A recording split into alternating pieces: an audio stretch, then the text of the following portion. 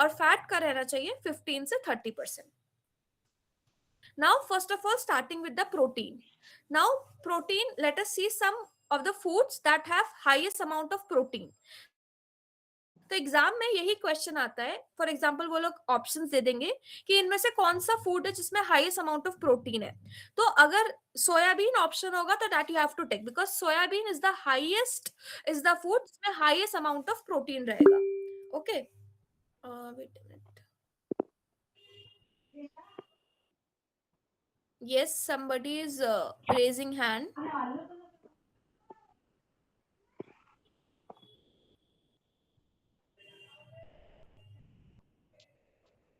Dr. Om Verma.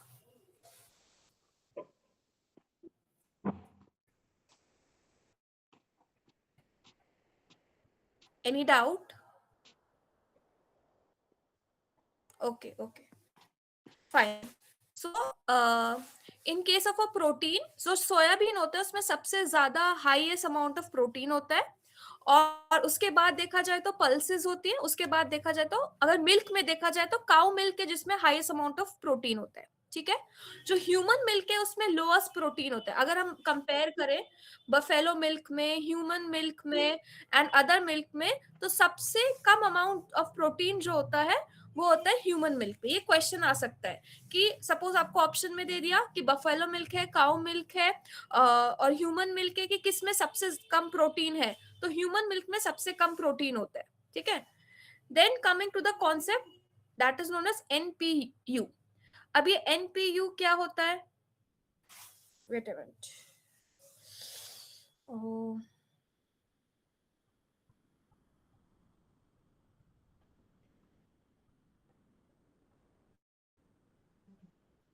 Just a second.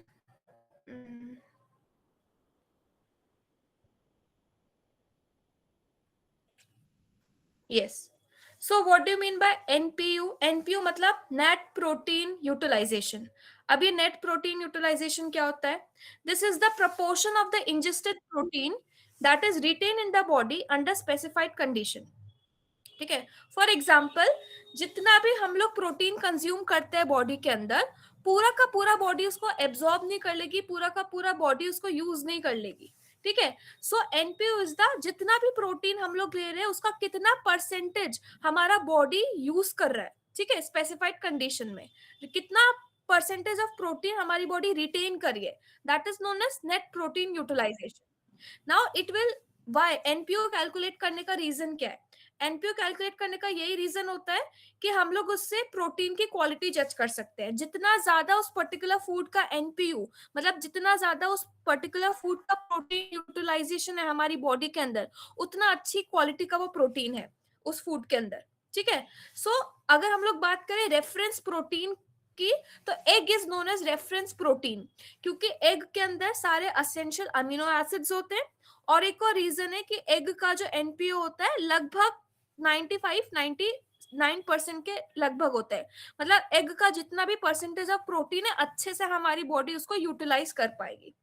ठीक है. So that is why egg is known as reference protein, क्योंकि उसका NPO is very good. So NPO is the best indicator of protein quality for recommending the dietary protein requirement.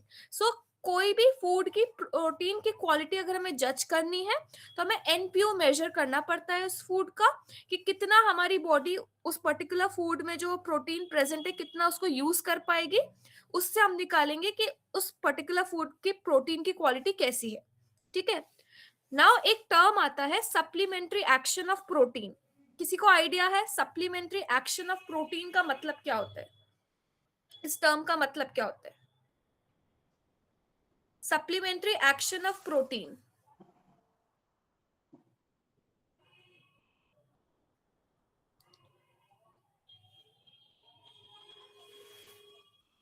What do you mean by this term supplementary action of protein?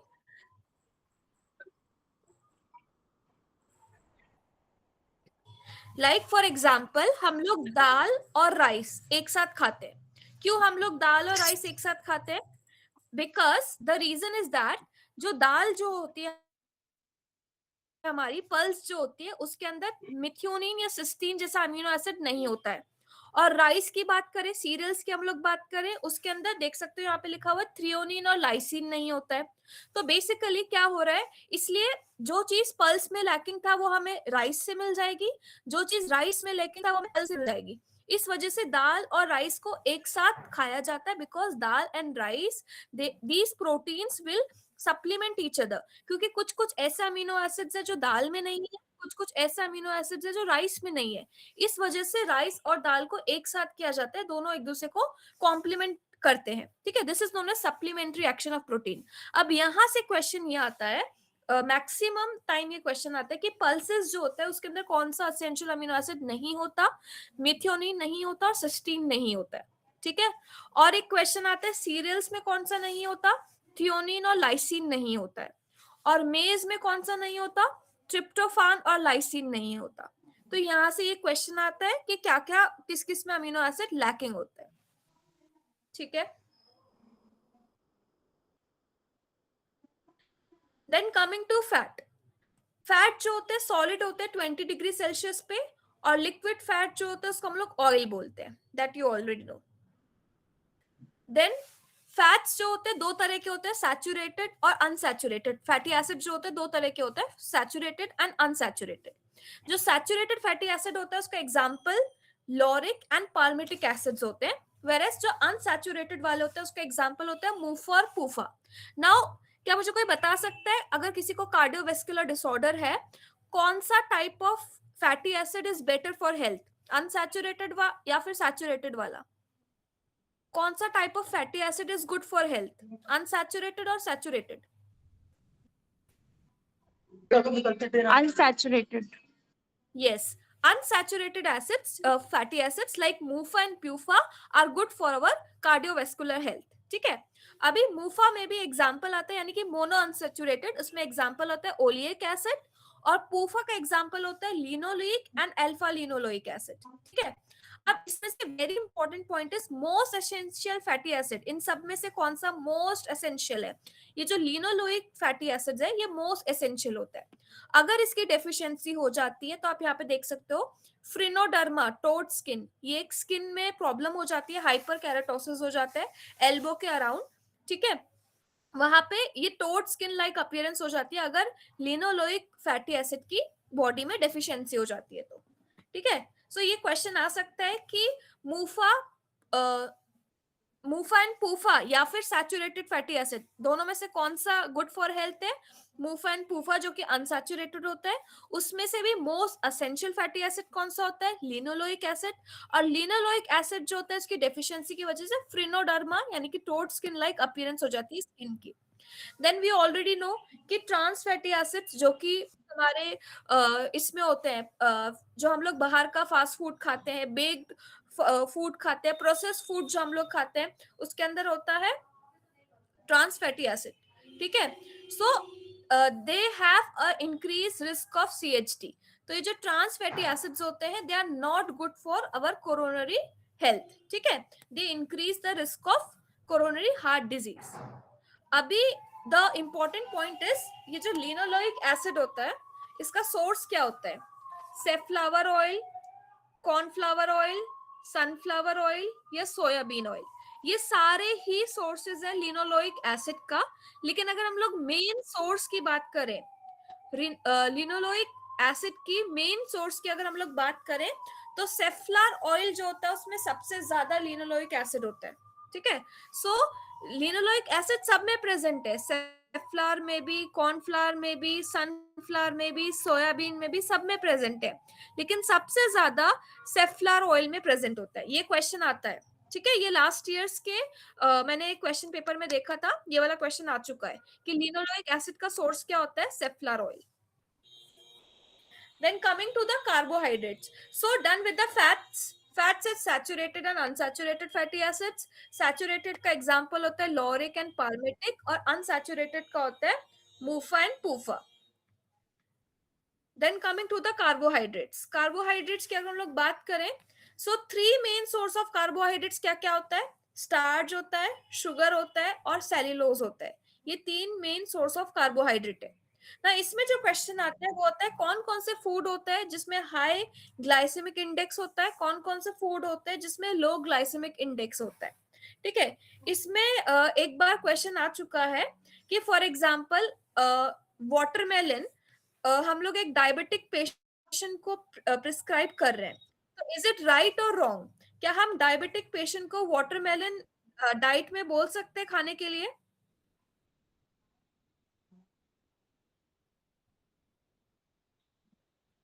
is is it okay to prescribe watermelon to people who are diabetic, to patients who are diabetic?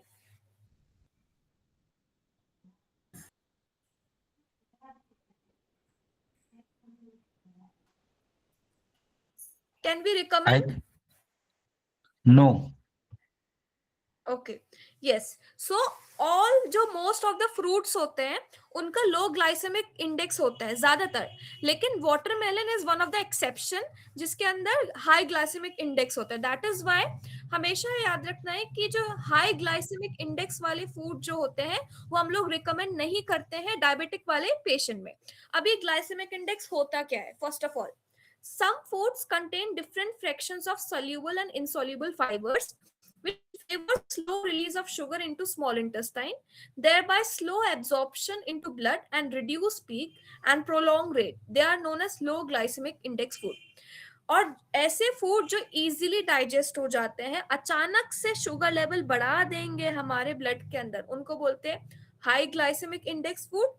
और ऐसे food जो धीरे धीरे absorb होते हैं हमारे intestine के अंदर, धीरे धीरे शुगर बढ़ा रहे हैं ब्लड के अंदर, और इतनी ज्यादा पीक पे भी नहीं कर रहे हैं, कम कम शुगर करके बढ़ा रहे हैं हमारे ब्लड के अंदर विद द टाइम, धीरे धीरे करके, उनको बोलते हैं लो ग्लाइसेमिक इंडेक्स फूड। तो इसमें एग्जाम्पल आपको याद रखना है, एक लो ग्लाइसेमिक इंडेक्स मतलब जिसका ग्लाइसेमिक इंडेक्स 55 से कम होता है, मोस्ट ऑफ द फ्रूट्स और वेजिटेबल इसमें आता है, लेकिन वाटरमेलन एक्सेप्शन है। उसके अलावा हाई ग्लाइसेमिक इंडेक्स फूड जैसे कि corn flakes, bake potato, white rice, white bread, candy bar, syrup, ये सब जो चीजें होती हैं ये हाई ग्लाइसेमिक इंडेक्स वाले फूड में आती है, जो यूजुअली हम लोग रिकमेंड नहीं करते to the diabetic person. Okay, now coming to the topic that is malnutrition. So this was about the carbohydrates, जिसमें से इंपॉर्टेंट हमें ग्लाइसेमिक इंडेक्स याद रखना है कि कौन कौन से फूड कौन से लो ग्लाइसेमिक है और कौन कौन से हाई ग्लाइसेमिक है। इंपॉर्टेंट ये है कि लो ग्लाइसेमिक वाले जो होते हैं वो धीरे धीरे ब्लड में शुगर लेवल बढ़ाएंगे, वेरस हाई ग्लाइसेमिक वाले बहुत तेजी से ब्लड में शुगर लेवल बढ़ा देंगे। यूजुअली डायबिटिक वाले पेशेंट में हम लोग हाई ग्लाइसेमिक इंडेक्स वाले फूड रिकमेंड नहीं करते। ठीक है, now coming to the topic that is malnutrition. ठीक है, इसके अंदर मेनली हमें पढ़ना है protein energy malnutrition. So protein energy malnutrition क्या होता है? It is a type of malnutrition resulting from the deficiency of protein and calories. So protein energy, नाम से ही पता लग रहा है प्रोटीन की भी डेफिशिएंसी है और एनर्जी की भी डेफिशिएंसी है, that is known as PEM, over a long period of time, over a long period of time. Okay, now क्या क्या किस तरह से हम लोग मेजर करेंगे कि whether the person is suffering from malnutrition और नॉट? उसके लिए हमें क्या करना होगा? There are some ways to calculate, ठीक है, whether the person is suffering from malnutrition और नॉट।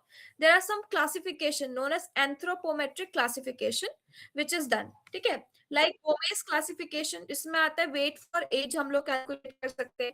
वाटरलू क्लासिफिकेशन जिसमें हाइट फॉर एज और वेट फॉर हाइट हम लोग कैलकुलेट करते हैं।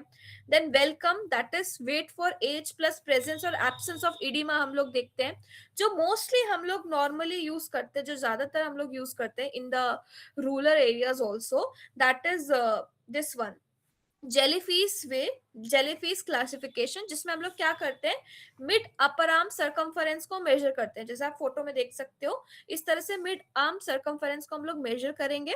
नॉर्मली किसी का मिड आर्म सरकमफरेंस जो होता है वो 14 सेंटीमीटर होता है। अगर कोई मॉडरेटली ठीक ठाक है, मीडियमली मेल न्यूट्रिटेड है तो 12.5 होगा, और अगर बहुत ज्यादा मेल न्यूट्रिटेड है तो उसका जो ये सेंटीमीटर आएगा मिड आर्म सर्कम्फरेंस का, वो 12.5 सेंटीमीटर से कम आएगा। तो जिसका भी मिड आर्म सर्कम्फरेंस 12.5 से भी कम आया, इसका मतलब वो पर्सन जो है वो मैल न्यूट्रिटेड पर्सन है। ठीक है, ये है जेलीफिश एंथ्रोपोमेट्रिक क्लासिफिकेशन। देन एक होता है IAP, you just have to remember the names. ठीक है, आईएपी क्या होता है? Weight for age classification. It is used to assess the nutritional status of the children for 1 to 5 years by comparing the actual weight with the expected weight of the age। मतलब हम लोग एक reference wait ले लेते हैं कि भाई 1 साल के बच्चे का इतना वेट होना ही चाहिए, और फिर उसको हम कंपेयर करते हैं कि उस बच्चे का कितना वेट है। ठीक है, एक्सपेक्टेड वेट और एक्चुअल वेट को हम लोग कंपेयर करते हैं। ठीक है, this is known as IAP, weight for age classification. This is how the classification is done in case of malnutrition. Now ये जो टर्म्स है ये बहुत इंपॉर्टेंट है, इनसे डायरेक्ट डायरेक्ट एमसीक्यू आ सकता है। वेस्टिंग क्या होता है, स्टंटिंग क्या होता है, और अंडरवेट क्या होता है। दिस इज मोर इंपॉर्टेंट, जहां से क्वेश्चन आता है। ठीक है, वेस्टिंग क्या है, स्टंटिंग क्या है, और अंडरवेट क्या है। वेस्टिंग मतलब हाइट के हिसाब से वेट कम है। ठीक है, वेस्टिंग मतलब हाइट के हिसाब से वेट कम है। स्टंटिंग मतलब हाइट ही छोटी है अकॉर्डिंग टू द एज। ठीक है, low height for age. Stunt नाम से ही पता लग रहा है छोटा, हाइट छोटी है। ठीक है, स्टंटिंग मतलब low height for the age, और अंडरवेट मतलब एज के हिसाब से वेट कम है। ठीक है, so this you have to remember. Wasting मतलब low weight for height, stunting मतलब लो हाइट फॉर एज, और अंडरवेट मतलब weight for age, low weight for age. Okay, this is the thing which is repeatedly been asked. सबको पता होगा क्वाशिरकर और मैरिस्मस में क्या डिफरेंस है। ठीक है, क्वाशिरकर जो होता है इसमें क्या होता है, it develops in children whose diet are deficient in protein. तो क्वाशिरकर में सिर्फ प्रोटीन की डेफिशिएंसी है, वेरस मेरिस्मस के अंदर प्रोटीन और कैलोरीज दोनों की डेफिशिएंसी है। ठीक है, ये चीज बहुत इंपॉर्टेंट है, ये हम लोग थोड़ा सा मिस आउट कर देते हैं। ठीक है, दैट इन केस ऑफ क्वाशिरकर हम लोग का दो प्रोटीन की कमी है, और इन केस ऑफ मैरिस्मस प्रोटीन और एनर्जी दोनों की कमी है, ये हम लोग मिस कर देते हैं। ठीक है, then one more thing that you have to differentiate, कि जो क्वाशिरकर होता है वो ज्यादातर 6 मंथ से 3 इयर्स ऑफ बच्चों में होता है, वेरएस जो मैरिस्मस होता है वो इन्फेंट्स में होता है, मतलब 1 साल से कम के बच्चों में हो जाता है। देन देख सकते हो फोटो में subcutaneous fat is present in case of a kwashiorkor, but marasmus में सबक्यूटेनियस फैट नहीं है, कितना पतला दुबला बच्चा है। पूरा इडिमा देख सकते हो, इडिमाटस देख सकते हो, क्वाशिरकर का बच्चा जो होगा पूरा इडिमाटस होगा, बट मैरिस्मस का इडिमा इज एब्सेंट। इसमें एनलार्ज और फैटी लिवर होता है क्वाशिरकर में, इसमें फैटी लिवर नहीं मिलेगा। रिब्स प्रोमिनेंट हमें मैरिस्मस वाले में देखेंगे क्योंकि पतला दुबला बच्चा है, that is why we can see the ribs in case of marasmus. ठीक है, देन मसल वेस्टिंग की अगर हम लोग बात करें, मसल वेस्टिंग ज्यादा नहीं होती है क्वाशिरकर में, लेकिन सीवियर मसल वेस्टिंग होती है मैरिस्मस में। This is very important. ठीक है, ये जो क्वाशिरकर का बच्चा होता है बहुत लेथार्जिक होता है, वेरस जो मैरिस्मस का बच्चा होगा बहुत अलर्ट और इरिटेबल होगा। क्वाशिरकर में पुअर एपिटाइट होती है, बट मैरिस्मस में वोरेशियस फीडर होता है। Okay, can you tell me one sign which is very specific for kwashiorkor, जहां से बहुत बार क्वेश्चन आता है, एक साइन जो स्पेसिफिक है फ्लैक्स क्वाशिरकर साइन। के लिए। यस यस यस, ये बहुत बार पूछा जाता है। फ्लेक्स साइन जो होता है वो क्वाशिरकर में मिलता है। Now, what is this flex sign? The flex sign is a characteristic hair change seen in क्वाशिरकर, जहाँ पे alternating bands of normal और hypopigmented hair दिखेंगे। ठीक है, alternating band of normal and hypopigmented hair दिखेंगे। This is known as flex sign, जो कि specific है क्वाशिरकर के लिए। ठीक है, ये आता है। So this is a difference between क्वाशिरकर and मैरिस्मस. The important thing you have to remember is क्वाशिरकर में प्रोटीन की कमी है, whereas मैरिस्मस में प्रोटीन और कैलोरीज दोनों की कमी है। क्वाशिरकर आप देख सकते हो पूरा इडिमाटस होगा, ठीक है, प्रोट्रूडेड बेली होगी, पूरा इडिमा होगा, सबक्यूटेनियस फैट प्रिजर्व रहेगा, वेरस मैरिस्मस मतलब पतला दुबला बच्चा जिसमें प्रोमिनेंट बोन दिखे, जिसमें कोई फैट नहीं होगा, स्किन एकदम लूज होगी, इस तरह से मैरिस्मस का बच्चा होता है। ठीक है, now coming to the point that is milk. Milk में जैसे मैंने आपको पहले ही बता दिया था कि ह्यूमन जो होता है उसके अंदर सबसे कम प्रोटीन होता है, ह्यूमन मिल्क के अंदर सबसे कम प्रोटीन होता है, और ह्यूमन मिल्क में ही सबसे कम फैट होता है। तो ये क्वेश्चन आता है बहुत बार कंपेयर कर क्या आएगा, या ऑप्शन में आएगा कि आउट ऑफ ऑल दिस किस में सबसे कम प्रोटीन है, किस में सबसे ज्यादा प्रोटीन है, इस तरह से आएगा। ठीक है, सो याद रखना है फैट जो होता है सबसे ज्यादा बफेलो में होता है, फिर गोट में होता है, फिर काउ में होता है, फिर ह्यूमन में होता है। प्रोटीन की बात करें सबसे ज्यादा बफेलो में होता है, फिर गोट में होता है, फिर काउ में होता है, फिर ह्यूमन में होता है। लेकिन the only thing that is very important is human milk में सबसे ज्यादा लैक्टोज होता है। मतलब कार्बोहाइड्रेट की अगर हम लोग बात करें, लैक्टोज की अगर हम लोग बात करें, वो सबसे ज्यादा ह्यूमन मिल्क में है। जबकि प्रोटीन और फैट सबसे कम ह्यूमन मिल्क में है, लेकिन सबसे ज्यादा ह्यूमन मिल्क में है लैक्टोज। ठीक है, that you have to remember. So lactose is highest in case of a human milk. अब मिल्क की अगर हम लोग बात करें तो there is a process for this heating of the milk, boiling of the milk. ठीक है, जिसको हम लोग बोलते हैं pasteurization. What is pasteurization? Pasteurization is a heating of milk to such a temperature and for such a time period which is sufficient to destroy the pathogen present in the milk. मतलब इतनी देर तक हम लोग heat करेंगे milk को, और इतने temperature पे हम लोग हीट करेंगे मिल्क को कि उसके अंदर जितने भी पैथोजेंस होते हैं we will try to destroy them without, the important is without changing the composition, flavor and nutritive value of the milk. ठीक है, अकॉर्डिंग टू WHO। इसमें 3 मेथड्स होते हैं पास्चुराइजेशन करने के लिए: holder wait method, high temperature short time method, ultra high temperature method. The important is इनके temperature थोड़ा सा याद रखना है, क्योंकि कई बार मैंने देखा है कि क्वेश्चंस आते हैं कि suppose high temperature short time में कितना टेम्परेचर यूज किया जाता है, या होल्डर वेट मेथड में कितना टेम्परेचर यूज किया जाता है, इस तरह के क्वेश्चंस आते हैं। ठीक है, ओके। सो होल्डर वेट मेथड की अगर हम लोग बात करें, इसमें जो टेम्परेचर होता है वो 63 से 66 डिग्री सेल्सियस तक होता है। 30 मिनट्स तक हम लोग मिल्क को पास्चराइज करते हैं, गर्म करते हैं, और क्विकली उसको कूल डाउन कर देते हैं 5 डिग्री सेल्सियस पे। फिर आता है high temperature short time method, जिसके अंदर हम लोग रैपिडली हीट करते हैं मिल्क को 72 डिग्री सेल्सियस पे, एंड 15 सेकेंड्स तक हम लोग उसको होल्ड करते हैं और रैपिडली उसको कूल कर देते हैं 4 डिग्री सेल्सियस तक। फिर आता है अल्ट्रा हाई टेम्परेचर मेथड, जिसके अंदर हम लोग मिल्क को, the important is temperature, 125 degree Celsius तक हम लोग टेम्परेचर पे हीट करते हैं मिल्क को। उसके साथ साथ में उसको हाई प्रेशर में भी रखा जाता है, इसका नाम ही आप देख सकते हो ultra high temperature.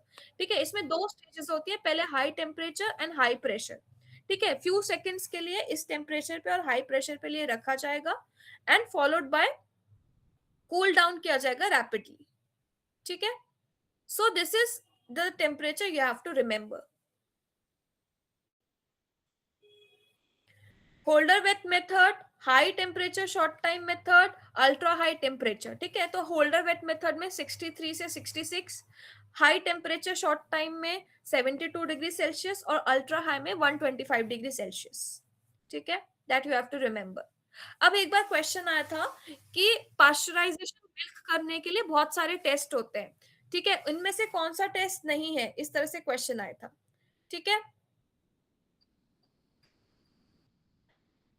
okay, so what are the tests which will enumerate the pasteurized milk?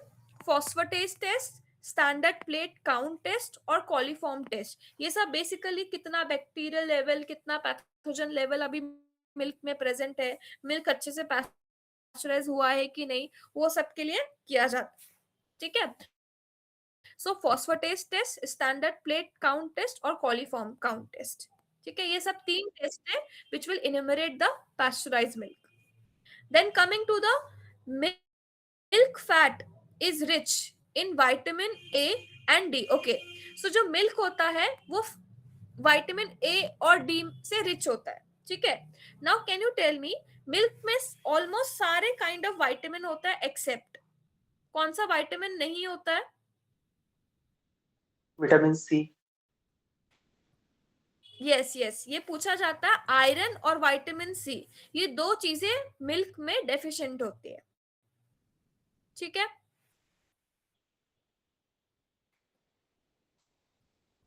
Okay. Now what is tone milk? Tone milk क्या होता है? It is a blend of natural milk and reconstituent milk in fix proportion. देखा जाए अगर हम लोग tone milk में देखेंगे तो नेचुरल मिल्क 1 पार्ट होता है, वाटर 1 पार्ट होता है, और स्कीम मिल्क पाउडर 1/8 पार्ट होता है। ठीक है, ये जस्ट कॉम्पोजिशन देख लेना है कि नेचुरल मिल्क उसमें 1 पार्ट होता है, पानी रहेगा 1 पार्ट, और 1/8 पार्ट उसमें स्कीम मिल्क पाउडर रहता है। इसी को हम लोग बोलते हैं टोन मिल्क, जो मार्केट में इजीली अवेलेबल है सब टोन मिल्क के नाम से। ठीक है, so some important points: milk is poor source of iron and vitamin C, meat is poor source of calcium, fish is poor source of carbohydrate, egg is poor source of vitamin C and carbohydrate.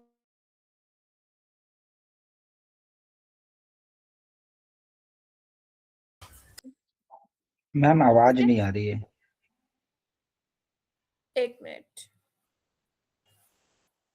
आवाज cut रही है बीच बीच में।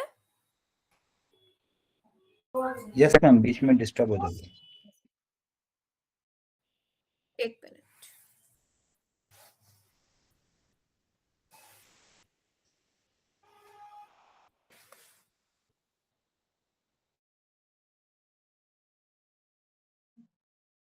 Okay, now I am audible? अभी भी cut रही है? No, it's okay ma'am. Okay, so ये चीज हमें अच्छे से याद रखनी है कि जो मिल्क होता है उसमें आयरन और विटामिन सी डेफिशिएंट होता है, और एग जो होता है it is a poor source of vitamin C and carbohydrate. ठीक है, ये दो चीज ज्यादातर पूछा जाता है। Now coming to the topic adulteration. Now what do you mean by adulteration? मतलब क्या होता है? Adulteration of food commonly defined as addition और subtraction of any substance to or from food so that the natural composition and quality of the food substance is affected. मतलब या तो हम खाने में कुछ चीज ऐसा ऐड कर देंगे या कुछ चीज ऐसा सब्ट्रैक्ट कर देंगे जिसकी वजह से खाने की जो नेचुरल कॉम्पोजिशन है और जो नेचुरल क्वालिटी है वो इफेक्ट हो रही है। That is known as adulteration. Food adulteration include mixing, substitution, concealing the quality, putting up decomposed food for sale, misbranding, giving false labels, and addition of toxicants. So food adulteration का मतलब होता है कुछ चीज हमने ऐड कर दी ताकि उस फूड की क्वालिटी खराब हो गई, या कुछ चीज जो उसमें होनी चाहिए उसकी जगह हमने सब्स्टिट्यूट डाल दिया, या हमने उसकी फूड की क्वालिटी को पूरा कंसील कर दिया है, या हमने एक्सपायर्ड प्रोडक्ट हम लोग बेच रहे हैं, डिकम्पोज प्रोडक्ट हम लोग रख रहे हैं। ठीक है, या हमने कुछ टॉक्सिन ऐड कर दिए खाने के अंदर, इसको हम लोग बोलते हैं फूड अडल्ट्रेशन। फॉर एग्जाम्पल जो घी होता है, सबसे ज्यादा घी में अडल्ट्रेंट्स हम लोग देखते हैं बिकॉज प्योर जो घी होता है वो बहुत महंगा आता है। तो what the people are doing that they are adding some mash potato, some sweet potato या कोई स्टार्च घी के अंदर वो लोग ऐड कर दे रहे हैं। ठीक है, ताकि उसको कम रेट पे बेच सके। ठीक है, एंड दिस कैसे डिफरेंशिएट करेंगे कि घी अडल्ट्रेटेड है कि नहीं? जो अडल्ट्रेटेड घी होगा वो सॉलिडिफाई नहीं होगा रूम टेम्परेचर पे, और उसके साथ साथ में उसमें ग्रेनी टेक्सचर मिसिंग होगा। ठीक है, ग्रेनी टेक्सचर अगर घी का है मतलब वो प्योर घी है। ठीक है, इसी तरह से बटर जो होता है उसमें हम एनिमल फैट या ओलियो मार्गरीन लार्ड जिसको हम लोग बोलते हैं वो ऐड कर देते हैं एज एन अडल्ट्रेंट। ठीक है, इससे होगा क्या? ये अडल्ट्रेशन करके क्या हमारी हेल्थ को प्रॉब्लम हो सकती है? ये सब अडल्ट्रेशन करके we can suffer from many disorders like acute renal failure, cancer, ये जो टॉक्सिन जो ऐड कर देते हैं अडल्ट्रेशन में, जिसकी वजह से बहुत सारी बीमारियां हो सकती है। ठीक है, अच्छा, अभी एक बहुत इंपॉर्टेंट क्वेश्चन है कि one of the question which was been asked कि जो मस्टर्ड ऑयल है उसके अंदर आर्जिमन सीड्स जो होते हैं, मस्टर्ड सीड्स के अंदर आर्जिमन सीड्स जो होते हैं उनको मिक्स किया जाता है, अडल्ट्रेट किया जाता है, जिसकी वजह से एक डिजीज होती है, उसको क्या बोलते हैं? Due to the adulteration of mustard seed, किससे अडल्ट्रेट कर देते हैं? आर्जिमन सीड से। उसकी वजह से एक बीमारी होती है, एक डिजीज होती है, उसको क्या बोलते हैं? Dropsy, epidemic dropsy. Yes, epidemic dropsy, है ना? एपिडेमिक ड्रॉप्सी को बोलते हैं। और कौन से टॉक्सिन की वजह से होता है वो? आर्जिमन सीड्स में कौन सा ऐसा आज टॉक्सिन होता है जिसकी वजह से एपिडेमिक ड्रॉप्सी होती है? कौन सा टॉक्सिन है? सैंग्विनरी। यस, सैंग्विनेरिन। ठीक है, इसी तरह से क्वेश्चन आता है जो केसरी दाल होती है, ठीक है, उसके अंदर एक टॉक्सिन होता है जिसकी वजह से न्यूरोलेथायरिज्म हो जाता है। कौन सा टॉक्सिन? बोआ। बोआ, ठीक है। तो इस तरह से यहाँ से क्वेश्चन आता है अडल्ट्रेशन से कि आर्जिमन सीड्स एंड आर्जिमन ऑयल, इसके ये जो होते हैं ये एपिडेमिक ड्रॉप्सी कॉज करते हैं क्योंकि इनके अंदर सैंगुइनेरिन करके एक टॉक्सिन प्रोड्यूस होता है, ठीक है। सो लेट अस सी न्यूरल एथाइरिज्म। न्यूरल एथाइरिज्म एक तरह से नर्वस सिस्टम की डिसऑर्डर होती है, lower motor type of legion होता है जिसके अंदर क्रिपलिंग डिजीज होती है, जिसके अंदर नर्वस सिस्टम धीरे धीरे स्पैस्टिक पैरालिसिस होने लग जाता है उसमें, लोअर लिम्स में स्पेशली, ठीक है। ये अडल्ट्स में होता है। और BOA toxin that is known as beta oxalyl amino alanine इस टॉक्सिन की वजह से होता है क्योंकि केसरी सटाइवस जो होता है ये अडल्ट्रेंट होता है। इसी तरह से एपिडेमिक ड्रॉप्सी जिसमें नॉन इन्फ्लामेटरी बायलैटरल स्वेलिंग होती है पैरों में, डायरिया होता है, डिस्निया होता है, कार्डियक फेलियर हो जाता है बिकॉज ऑफ द सैंगुइनेरियन टॉक्सिन। इसमें अडल्ट्रेंट होता है आर्जिमन मैक्सिकाना ऑयल। इसी तरह से एक टर्म आता है एंडेमिक असाइटिस, वो किसकी वजह से होता है? एंडेमिक असाइटिस जो होता है वो पाइलोजिडीन अल्कोलॉइड जो कि एक हेपाटोटॉक्सिक होता है, और ये क्रोटेलेरिया सीड्स जो होते हैं वो प्रोड्यूस करते हैं ये पायरोलिजिन अल्कोलॉइड्स। क्या होता है यूजुअली ये जो हमारे जो सीरियल्स होते हैं, ठीक है, हमारे जो सीरियल्स होते हैं उसके अंदर ये मिक्स कर देते हैं, स्पेशली ग्राउंड नट हो गया या मिलेट्स हो गया, उसके अंदर क्या होता है ये अडल्ट्रेंट मिक्स कर देते हैं क्रोटोलेरिया सीड्स जो कि मिलेट्स जैसे दिखते हैं, जिसकी वजह से ये रिलीज करते हैं hepatotoxin known as pyrrolizidine which causes endemic ascites. तो क्वेश्चन में आता है कि epidemic dropsy is caused by sanguinarian toxin, endemic ascites is caused by pyrolusidine alkaloid जो कि हेपाटोटॉक्सिन होता है, ठीक है, जो कि कहाँ पे पाया जाता है? क्रोटेलेरिया सीड्स के अंदर होता है। जब मिलेट्स को अडल्ट्रेट किए जाते हैं झुनझुनिया या फिर क्रोटेलेरिया सीड से, इसकी वजह से ये एंडेमिक असाइटिस होता है।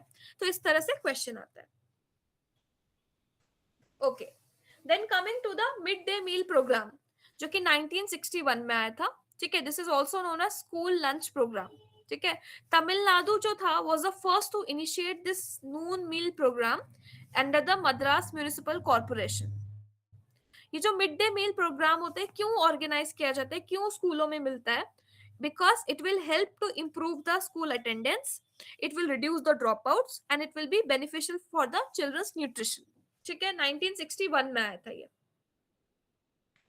इस मिड डे मील के अंदर क्या किया जाता है, वन जो भी फूड होता है ये देखा जाता है कि जो हम फूड सप्लाई कर रहे हैं उसके अंदर 1/3 of the total energy requirement बच्चे की पूरी हो रही है और half of the total requirement बच्चे की पूरी हो रही है। ये चीज मेक श्योर किया जाता है कि 1/3 of the total energy requirement पूरी हो रही है और half of the total protein requirement पूरी हो रही है बच्चे की। अभी जो मिड डे मील स्कीम होता है ये कौन से डिपार्टमेंट के अंदर आता है? It comes under the department human resource department ministry, department of school education and literacy, ठीक है। Human resource department ministry, department of school education and literacy, उसके अंदर आता है mid day meal scheme programme, ठीक है। इट मेक श्योर कि बच्चे की 1/3 of the total energy requirement school के खाने से पूरी हो रही है और half of the total protein requirement school के खाने से पूरी हो रही है। Okay. Now, just some questions, some MCQs from last year's paper. Let us discuss. हो सकता है वो न्यूट्रिशन से रिलेटेड हो या नहीं भी हो, इस टॉपिक से रिलेटेड, जस्ट कुछ MCQs है। Okay, now tell me which of the following is the least common complication of measles? SSPE. Yes, this is the rarest complication of measles. Yes, right. ठीक है, ये जस्ट लास्ट ईयर के question है, previous year question है which I am discussing. Okay.